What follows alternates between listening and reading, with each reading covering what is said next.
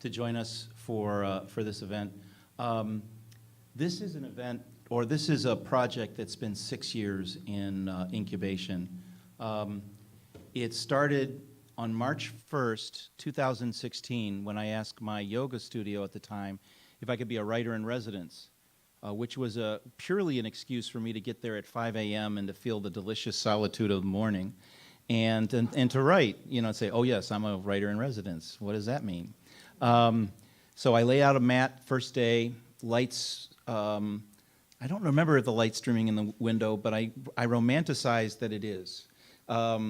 And I just started to think about what I wanted to do, and I thought, let me do an intersection between yoga and practice and centering the many identities and people that oftentimes are left missing from yoga studios and practices, but really from American society in general, whether that's around race, gender identity, ability or disability, etc.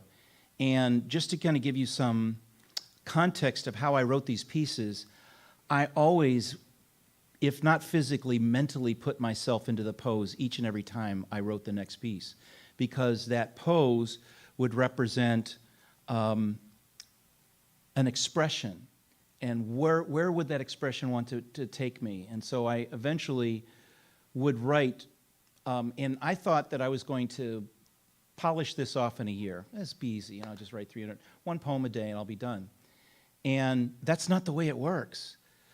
When I would put myself into that pose and invite a voice or a point of view, there was celebration, there was pain, there was sorrow, there was frustration in those voices, and it would take something out of me. And it usually took about 2 or 3 days before I'd write the next, or work on the next piece. So it was a journey that required a lot more patience than I usually have. But I stuck it out for just about 4 years. At the end of October, I think October 30th, 2019, I finished the actual manuscript. But then there was the 2 years of developing the manuscript into a beautiful finished book. Started with agents, hoping that some agents would take me on, or an agent would. No success for about 4 or 5 months. This is right when COVID is starting to hit in March of 2020, and decided I can't keep waiting. So I decided to secure a wonderful book designer. His name is Kleber Rafael de Campos out of London, who agreed to design the book. And I worked with a woman line illustrator, Lavetta Reyes Cairo, who did these wonderful line illustrations of yoga practitioners, but most of them were white women. And so what changed for her, which she really welcomed, is that she was depicting diverse identities in these pages. So what you're going to hear today are just excerpts from the book.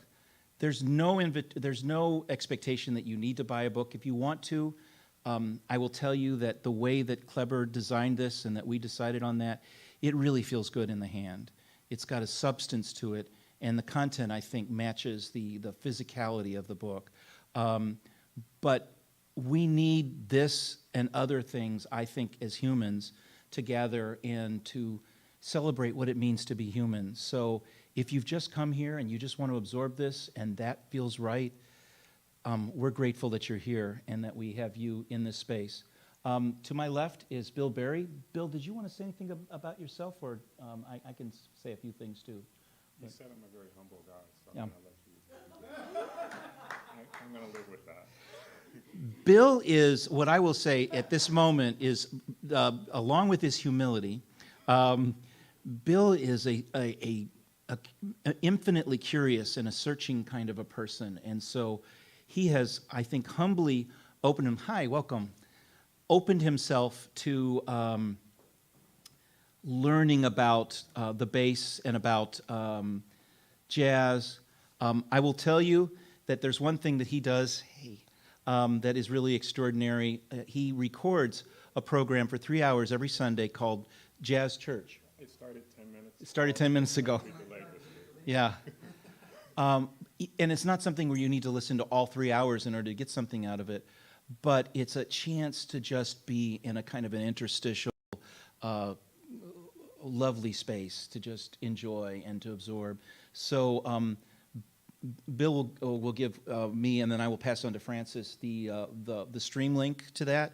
So anybody that would be interested in going to CSL and then maybe Jazz Church afterwards, will have that opportunity to do so. So are you ready to get started? Yeah. All right.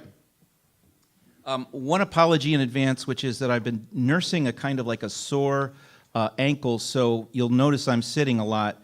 I will stand, but I may not be standing for the entire work. And I want to start with a pose which is pretty, it's something that we could all execute. So I'm going to show you this pose. It's called Mountain. And then I'm going to choose 3 selections from Mountain to read and then collaborate with Bill. So for those of you that want to, I'll just kind of demonstrate what Mountain looks like.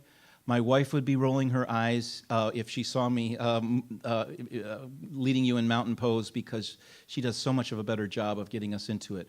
But Mountain is about making yourself available to the world and vulnerable and yet rooted.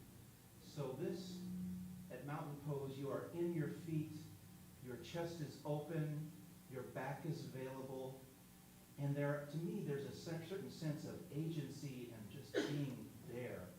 If anybody that's sitting right now feels like you'd like to join me, stand up and join me in Mountain pose for just a moment.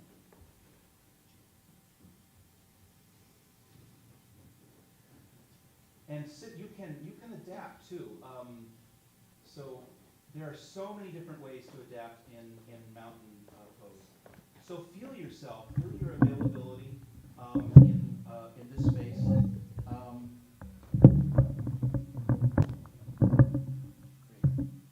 And remember where you're at, what your body's doing, what your chest is saying as we begin to read poems from Mountain. Give yourselves a hand. All right. So imagine these are all from the perspective of Mountain. And the first one is one that I wrote after learning about the travels of the albatross.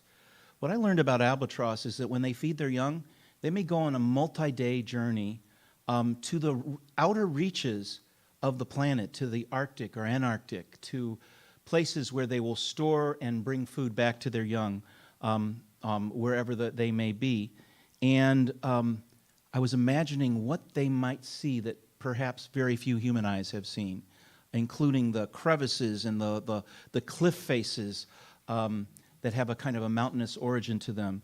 And this piece is based on the fact that when we are in Mountain, we are standing in our beauty and imperfection, not just the smoothness, but the cragginess and the sharp edges and all of that without apology. And we're oftentimes invited to take a position, to be something. You know, if you live in conservative spaces, then you have to adhere to that. If you live in liberal progressive spaces, then there are things that you may need to perform or present in order to be fully accepted.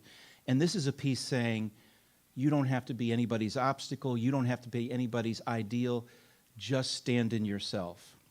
So what I'm going to do is I'm going to read this a cappella so that you get a chance to hear it in its pure form as a written work. And then Bill's going to listen. We've done a little bit of practicing, so we kind of usually have some kind of an idea. But sometimes Bill will come up with something completely different than I was expecting, and those are always welcome surprises. So whatever this man decides to innovate, I'm with him, and I'll let him establish it. That was like, you have no idea what you've just signed up for, Lucas. See, we're beginning to understand that unwritten language now of the gesture. So here it is in a cappella. You are not a wall, nor will you ever be. You are not a presentation, an outlook, the last word, an opinion, or a stand. You are an albatross, a landing in the Arctic waters with sheer edges and sudden drops. You have split the crust, arrived, cleaved uneven, declared your right to elevation, canceled all past debts collected, accepted your reason and the albatross. is 10 miles south, closing. You have hidden ledges and salt water dripping off your northern edge. You are no one's obstacle, a natural homecoming, unquiet, far better than smooth, 2 paths up and 1 destination. Name yourself.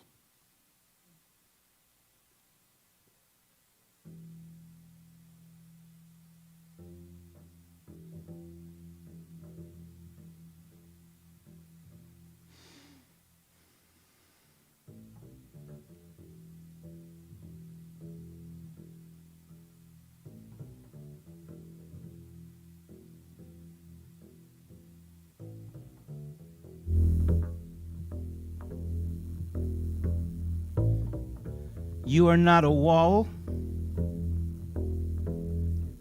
nor will you ever be. You are not a presentation, an outlook, the last word, an opinion, or a stand. You are an albatross.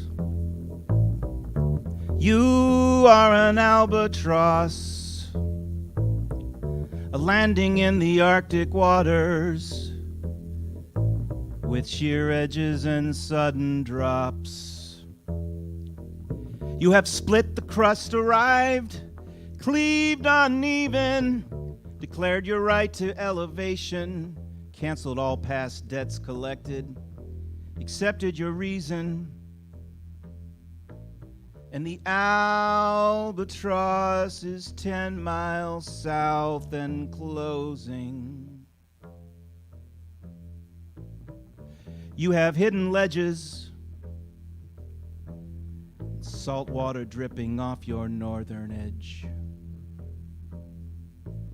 You are no one's obstacle, a natural homecoming, unquiet, far better than smooth.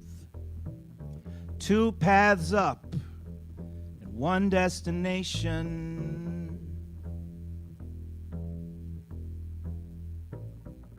Name yourself. Name yourself. Name yourself.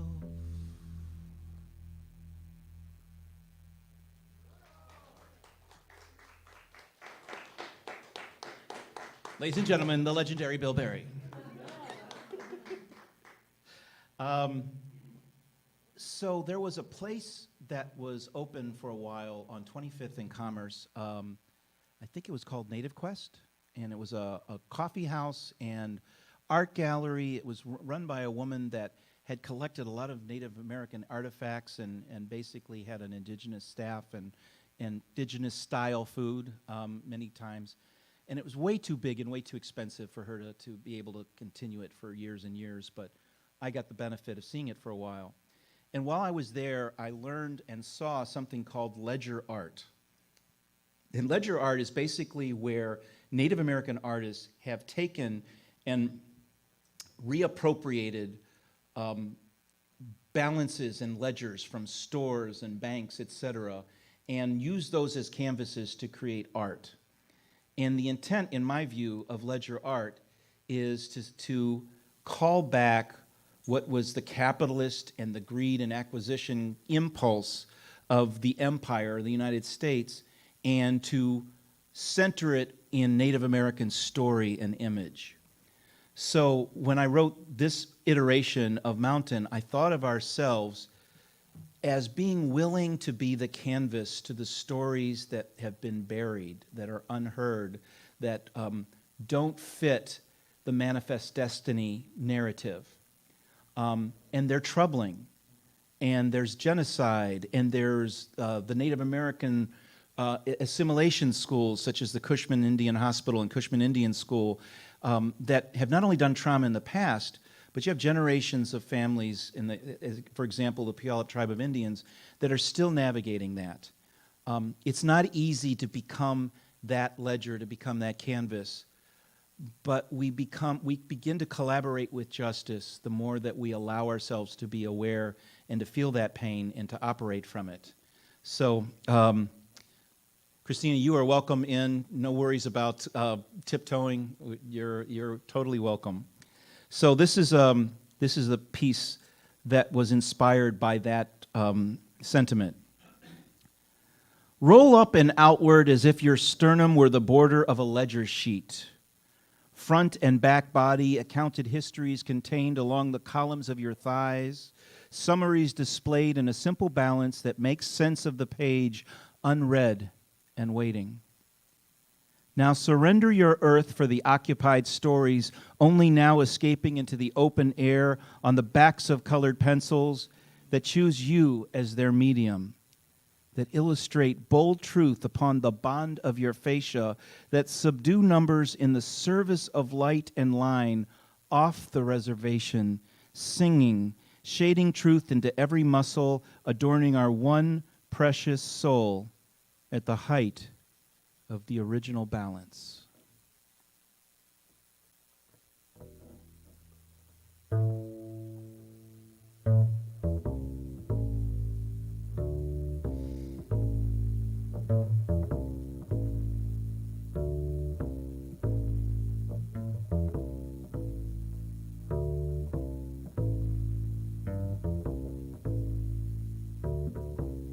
Roll up and outward, as if your sternum were the border of a ledger sheet. Front and back body, accounted histories contained along the columns of your thighs. Summaries displayed in a simple balance that makes sense of the page, unread and waiting.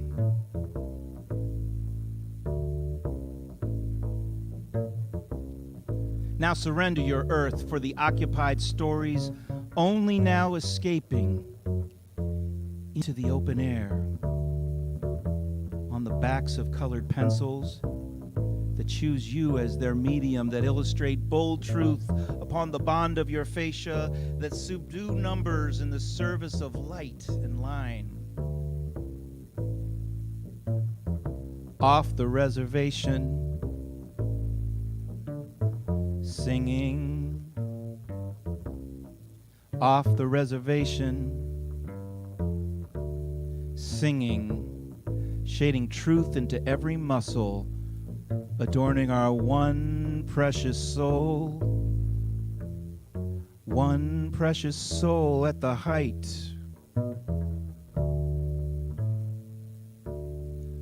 of the original balance. The original balance.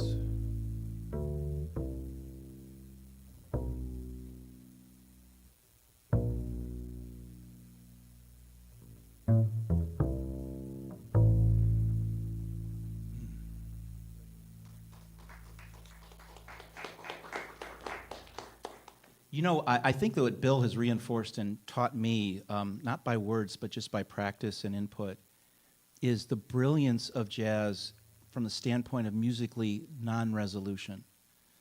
That we, especially I think in the United States, want resolution, want an answer to our story, want to feel good. And what so many jazz composers have expressed through their lived experience is that it doesn't always get resolved, and sometimes being in the non-resolution and in the unknowing is the very best place to start. So I love the collaboration from the standpoint of where jazz was founded. And being in the moment. Say more about that. We don't know where we are, what we're doing, just live in the moment. I'm making some of this up as I play, and the first song that I played along with is He's Never Hurt Before. We're living in the moment. We're being here together. Awesome. And you would think that we'd practice that many times. No, it's just some. I know some of you here, and I know some of you get called to something, and you don't question it. You just say yes to it, and it takes you places that you didn't know where you were going, but because you said yes, you go into that journey. And I think find more of yourself as a result of that. This next piece, I was talking to Vicky this morning, and she was talking about the introduction to the book and some of the things that I say there. What I'm really aware of is my own positionality in writing this book. I'm a playwright, so I'm always striving to represent more than one identity. But I also know that my experience comes as a straight white male, cisgender, and other than temporarily, like with the ankle and stuff, not usually dealing with disability. And so that has limits and has limitations. And as Alice, one of my colleagues, would I know affirm, I'm getting surprised on a regular basis in terms of what I don't see and what I'm not aware of. And it humbles me to the point that I never think that I'm going to master it all or get it. It's just a matter of being in a continuum. So this piece about Mountain, this last piece that I'm going to share from Mountain, is about, we tend to, and I'd say America, and I would say, I'm going to be really honest, I think that oftentimes when we're trying to resolve things and we come from white identity, sometimes there's this sense of, if I could just fix this, if I could just figure this out, things would be okay, rather than being in the discomfort of the not knowing. And that positionality can come from being able-bodied and not understanding disability, or from the gender, either feeling like a male or female when there's so many different expressions of gender identity. This is a piece about owning our space and trying to get out of our heads and come into our bodies so that we can understand other ways of being. So it's still mountain, but it's a mountain that it's looking out from its peak, from our head, from our intellect, into the body, into the stomach, into the legs, and being fully embodied as people. And this is the a cappella version of that. These bones have been blessed with the high ground ever since you took your standing. Child of the upland, few obstacles in the daily sight line, and we could call it this, as many do, a natural phenomenon. This ascendancy of ours, one in the clouds, under strict conditions, sipping air like tonic, and certain we deserve the view. But we earn this name by what scales us, by alluvial traces carried on the heel of a common boot, by our willing conscription into the lower plains, by rugged glacial scars that end our perfection in our bellies, despite the music in our heads. Take the bottom with you, in all its truth and root. Begin these days with a mixture of sediment and loam, and become the messenger before the privilege, daring to enlighten your blank and blissful peak.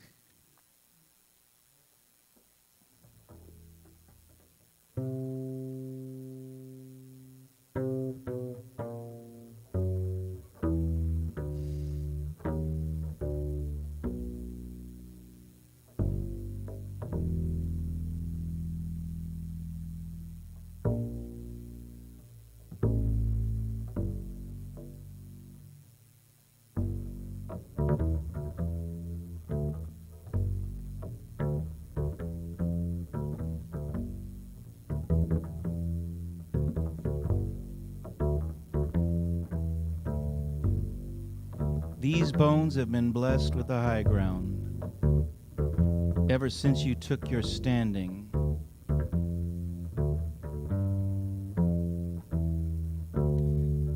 Child of the upland, few obstacles in the daily sight line, and we could call it this, as many do, a natural phenomenon.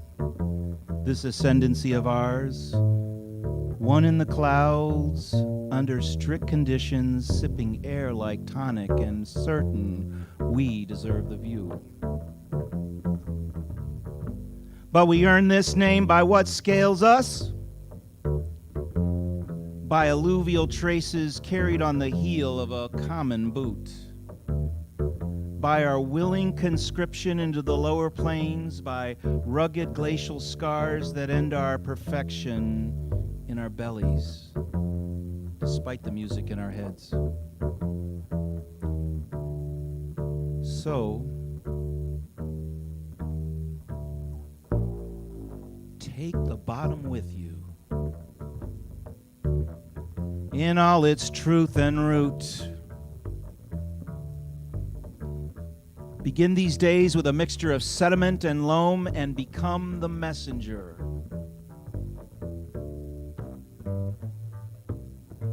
Before the privilege, daring to enlighten your blank and blissful peak.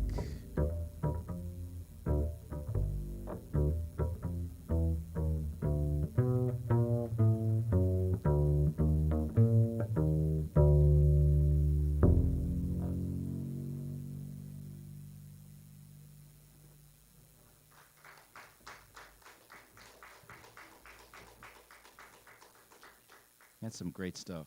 That's some great stuff. Let's see. I'm gonna skip over to Dancer, Bill. I'm gonna do the one about governance. 246. There is a beautiful pose that I could not dream to show you, but I will show it to you in terms of the illustration, unless our yoga practitioner Alice Massara could do Dancer. This is Dancer. This is a lovely pose that is you usually work up to. It's not something you just start with. But if you see this pose, and it's done by, just so you know, this book was in collaboration with Native Strength Revolution, which was it is a Native American yoga and health practices program that brings indigenous practitioners across the country to learn yoga and then to bring it into remote spaces, indigenous spaces throughout the country. And many of the models agreed to allow their images to be included in this book so that we depicted Native American identity here. So I saw Dancer, and I thought about the way that one in Dancer governs their body. There's an elegance and a balance and an extension, all of the elements that are sadly missing from our existing governance in this country, in my point of view. All of the chaos and the contradictions. And when we are in alignment with governance, there is a sense that we all matter, and that what we want to create is something that brings access and voice to the many, not just the few. And so I saw governance when I wrote this as the execution of a greater grace. That's not just about a single individual, but how do we do that collectively? To govern, the weep and missing of my working limbs, to call this assembly and coax a never-seen elegance of democracy into a sturdy standing form, to live my body as a leader and its caste, to countenance and coalesce into an earning faith and flying joy, to discipline these aching bands and set the stricken free, to take my sentience and ascendance seriously, to make this my constitution, to govern. I'm going to read that one more time a cappella and slow it down a little bit. To govern the weep and missing of my working limbs, to call this assembly and coax a never-seen elegance of democracy into a sturdy standing form, to live my body as a leader and its caste, to countenance and coalesce into an earning faith and flying joy, to discipline these aching bands and set the stricken free, to take my sentience and ascendance seriously, to make this my constitution, to govern.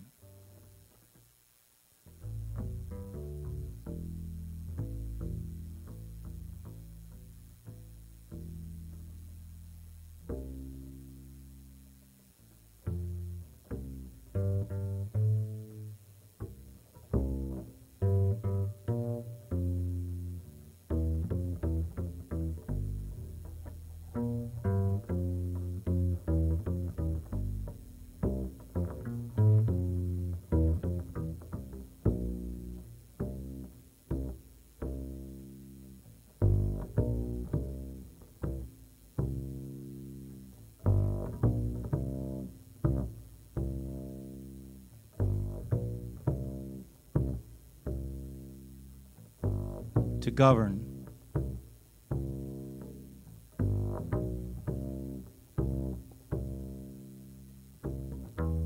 To govern the weep and missing of my working limbs.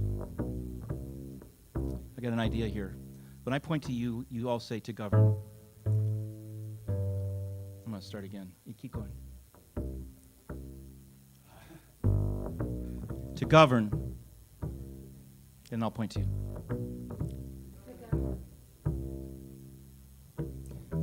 To govern the weep and missing of my working limbs. To call this assembly and coax the never-seen elegance of democracy into a sturdy standing form.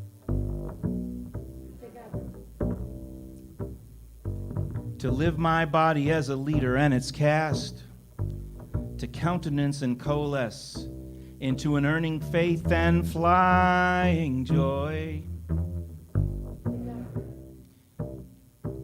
To discipline these aching bands and set the stricken free. To take my sentience and ascendance seriously. To make this my constitution.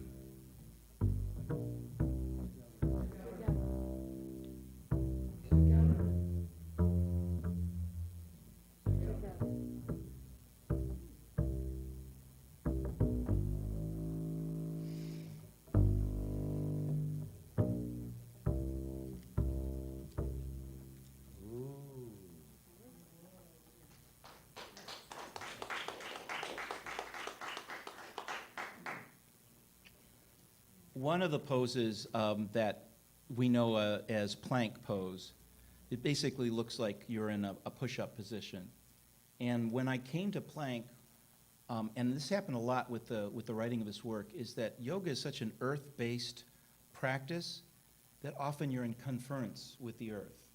And with me, when I thought about being in conference with the earth, you are listening to the stories from the earth and from those that may have suffered, but were never subliminated. They're still, those stories are still accessible to us. There's a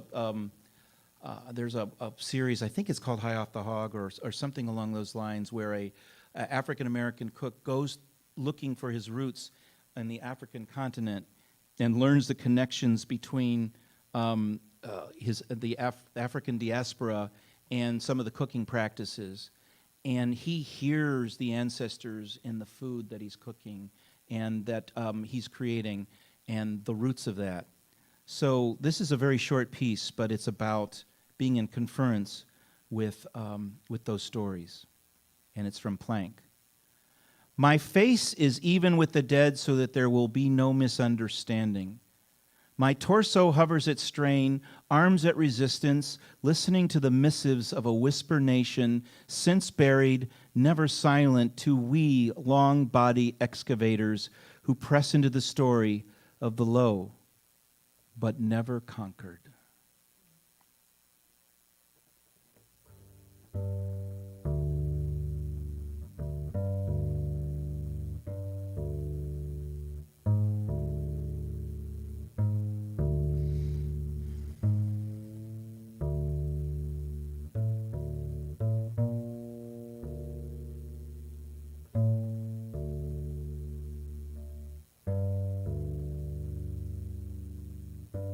My face is even with the dead, so that there will be no misunderstanding.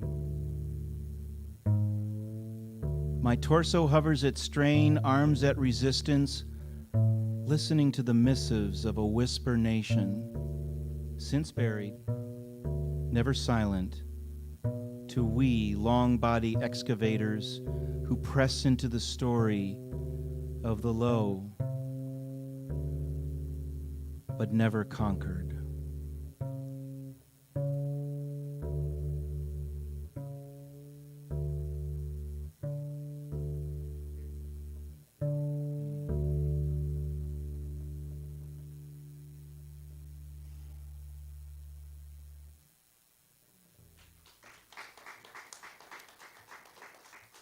You know what I really like about that interpretation from Bill is the music keeps rising.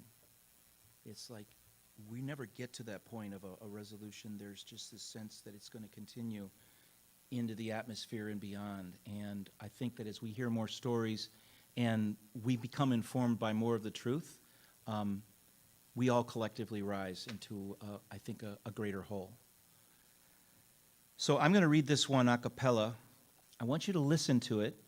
It's based on the piece that I demonstrated earlier, which is Warrior One.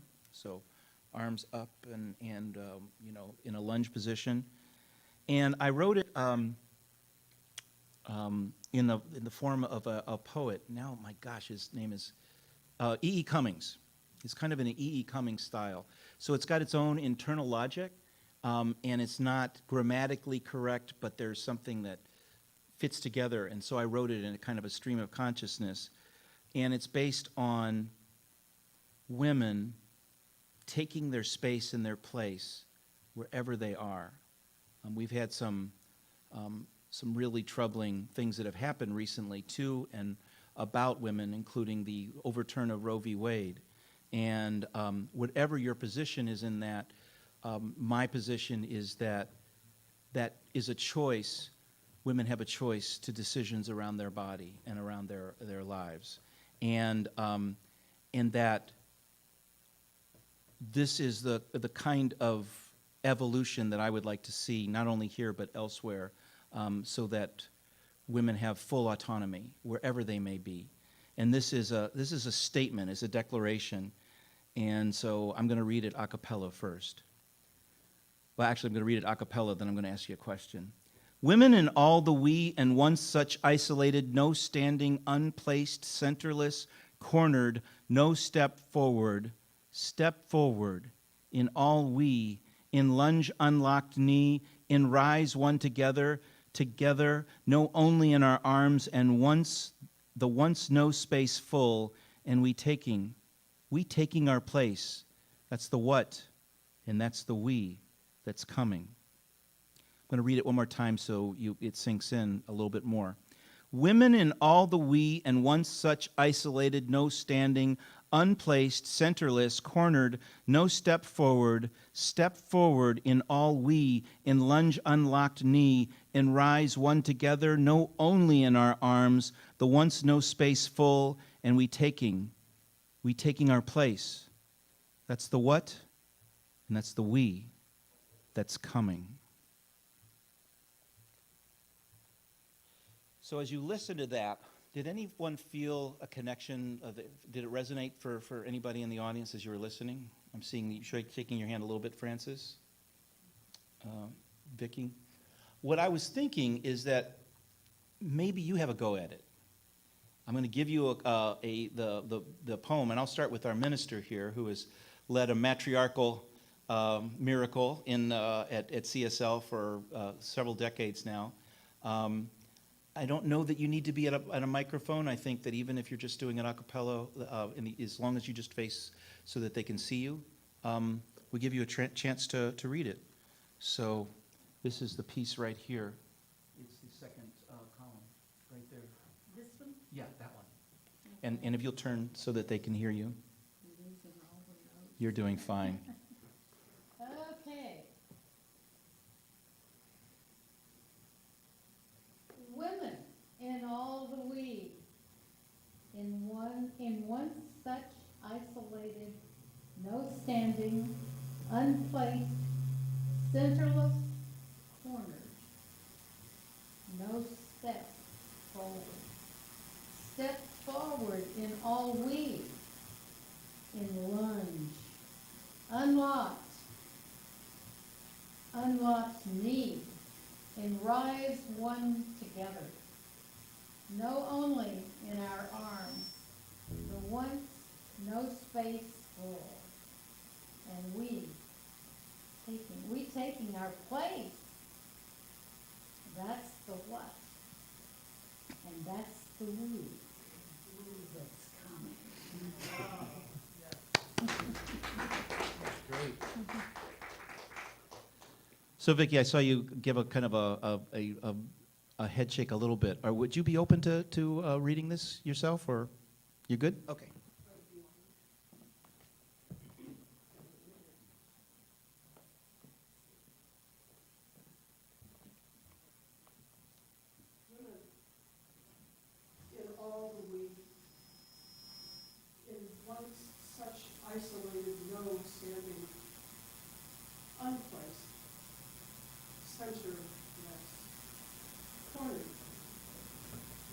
step forward. Step forward in all we, in lunge unlocked we, and rise one together. No, only in our arms. The once no space full, and we taking our place. That's the what, and that's the we. Woo. Lovely. Thank you. And I use that as an illustration that this book can be used as a jumping off place. It's not like I have a center on the answers, but it's a place to begin a discussion, or it's a place to begin thought and to bring your own perspective into this. So if you are in any kind of a teaching capacity, whether it's yoga or teaching workshops or just leading a group, these are pieces that can launch into a greater discussion. I'm looking at the corner of my eye at my colleague, Bill Berry, and I know that Bill led countless discussions around race and justice and equity and presence in his team at Tacoma Public Utilities, and was looked at as a really cherished colleague in a space that can often be very bureaucratic.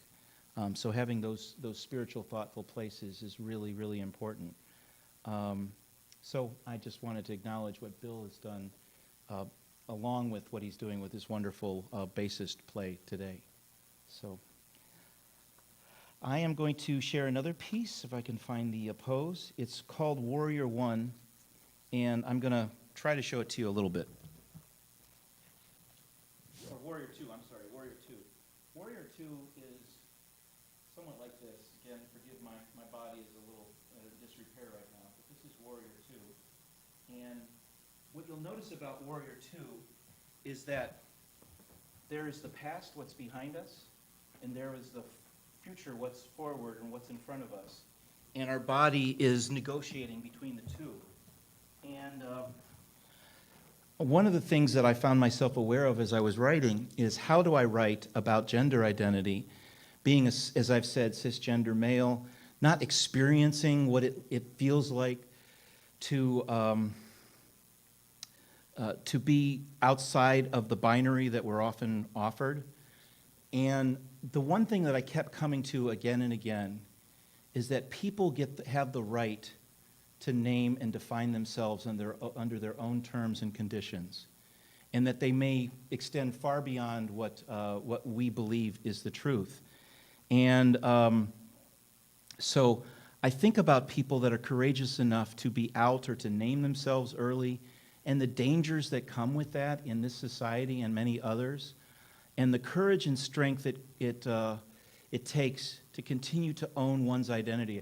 I was just watching with my wife last night Queer Eye for the Straight Guy Germany version, and there were the team represents that range of different identities, and these are people that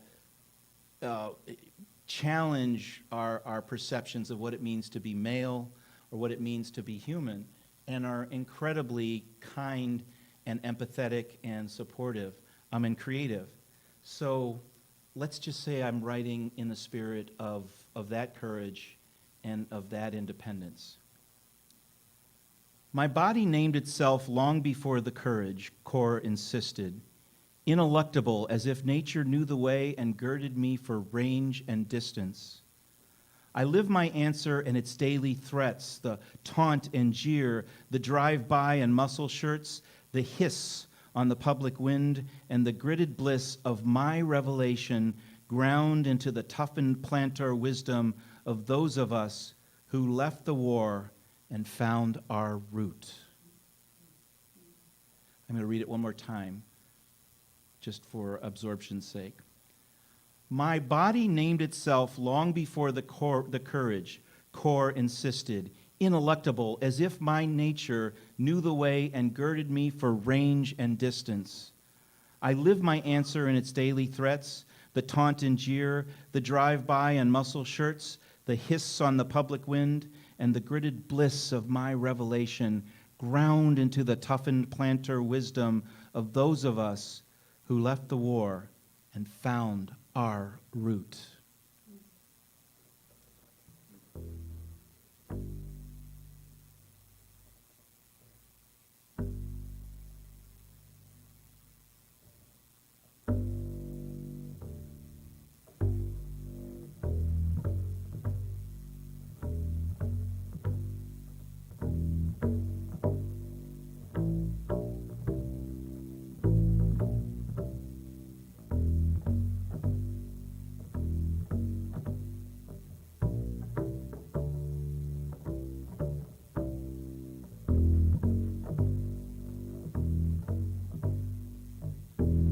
My body named itself long before the courage. Core insisted, ineluctable, as if nature knew the way and girded me for range and distance. I live my answers in its daily threats, the taunt and jeer, the drive-by and muscle shirts, the hiss on the public wind, and the gridded bliss of my revelation, ground into the toughened planter wisdom of those of us who left the war and found our root.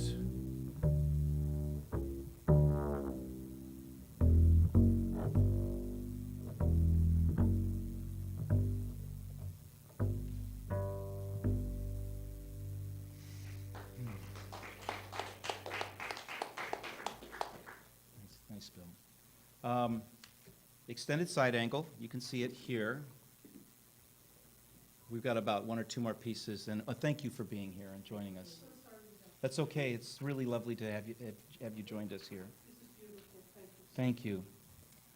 Thank you. About one or two more pieces, and then we're going to wrap up. And I think it's really appropriate to share this one because when you take a look at extended side angle, there is your root, and then there's also the area that you're extending to. You're reaching for the greater. And what I've learned over time is that some people are very much drawn to what we would call traditional religions, whether it's Muslim, Jewish, Christian, and they want to be there. That is where they hear their calling. But that religion will sometimes reject them in their identity and not allow them to come as they are. And this is a prayer of saying, you are my home, and you need to make me your home, and welcome me in. So the a cappella version is, my faith is in my heels below the knee, the crouch in the gently burning crook of the Holy Writ, Torah, Bible, Gita, and Quran. I started here like living embers, so why should I not warm to the callings of my gender and the way I choose to love? Great faith, grow to meet me. Chosen home, invite me in as I am, invite me in.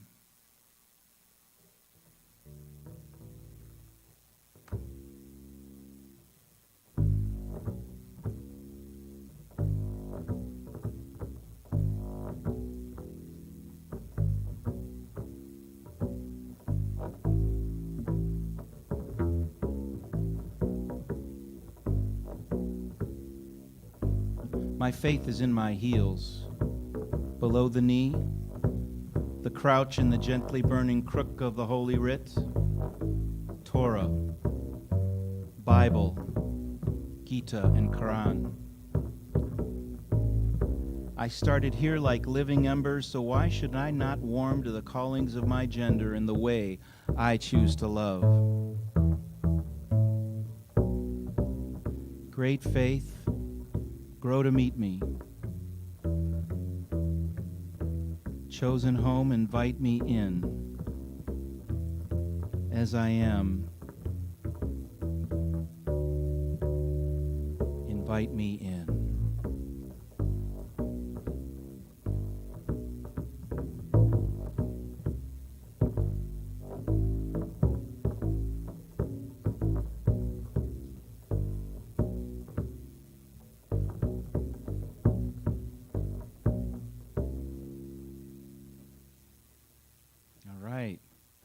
Thank you. We're going to offer one last piece, which is usually the last pose in most yoga practices. It's called Shavasana, or corpse pose. It's when we're laying on the floor and allowing ourselves to relax and breathe and rest for some moments and let our minds be at peace. And I remember years ago when I was practicing improvisation and we were doing stretching and relaxing exercises, you would do like a forward fold, and the teacher would say, now rise up back knuckle by back knuckle and come on up. And that was something I remembered and when I wrote this piece. And it's about meeting ourselves in the mystery of who we are and what we may encounter if we allow ourselves to remain curious. So here's the last piece that we'll share with you today. My back knuckle body likes the floor with all its certainties, a good earth, a durability of bones, and the rumor of a familiar song. I'm waiting to meet myself, and it may take a while.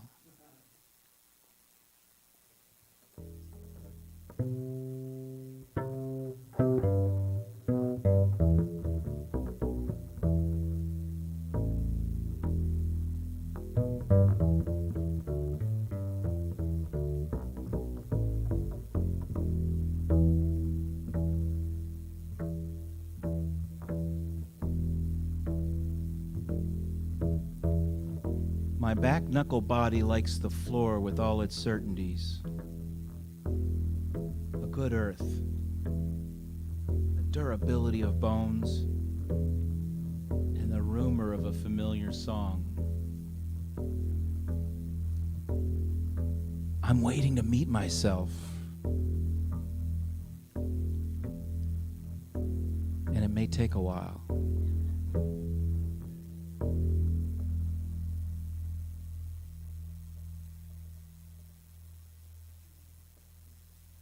Thank you.